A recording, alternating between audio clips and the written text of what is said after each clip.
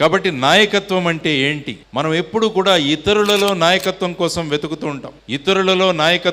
వెతుకుతూ ఉంటాం. దానికోసం ఒక చిన్న కథ చెప్తాను మీకు. ఒక ఊర్లో ఒక అతను ఉంటాడు. ఒక రోజు అతనికి ఒక గొప్ప సందేహం వచ్చింది. ఆయన సందేహం ఏంటంటే ఈ లోకంలో అందరికన్నా గొప్పవాడెవరు అన్న ఒక సందేహం వచ్చింది. దాంతో అతన్ని కనిపించిన వారినందరినీ కూడా అడగడం మొదలుపెట్టాడు. అందరికన్నా గొప్పవాడెవరు అని అడుగుతూ వెళుతుంటే అందరూ మాకు తెలియదు అంటే ఒక స్వామీజీ వచ్చారు అక్కడికి.